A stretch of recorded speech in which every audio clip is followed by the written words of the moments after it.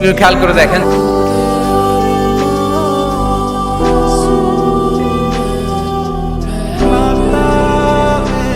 শুরু ভাই রেস্টুরেন্ট। হ্যাঁ ওইটার এদিকে আসেন। তোমাদের কি লাগবে বলো। তুমি তুমি করে বলতেছেন যে আমরা কি আপনার পূর্ব পরিচিত?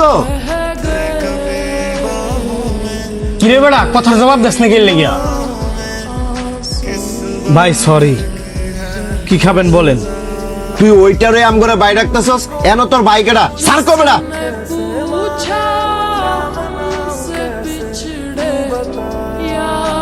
সরি স্যার, কি খাবেন বলেন। আমাদের তিনজনের জন্য সেট মেনু নিয়ে আসেন।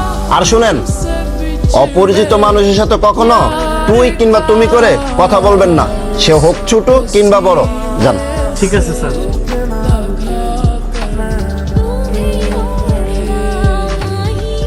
তোরা একটা মানুষের সাথে এইভাবে কথা না বললেও পারস।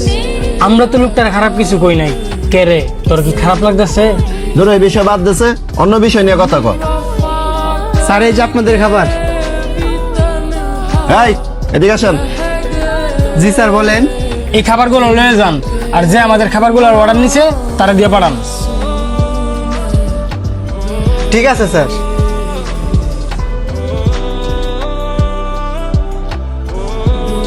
একে তো ওইটারে চাকরি করেন, আবার খাবার নিয়ে তো লজ্জা পান। এবার কিন্তু তোরা বাড়াবাড়ি করতেছস।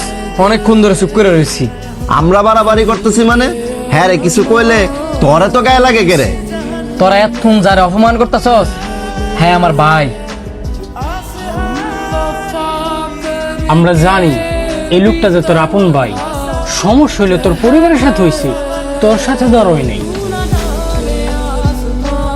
নাকি তোর ভাই ওইটারে চাকরি করে দেখা আমগোর কাছে পরিচয় দিতে লজ্জা পাস? দেখ, বাপের পর হয়েছে গিয়ে বড় বাড়ির স্থান। এখন তো বাপ আছে, তাই বাইরে মূল্য দিতেছিস না। যেদিন বাপ না থাকবো ওই দিন ঠিকই বুঝবি। ভাই বড় দন, রক্তের বাদন। ভাই ভাই যদি মিল থাকস, দেখবি পৃথিবীর কঠিন কঠিন কাজও সহজ হয়ে যাবে।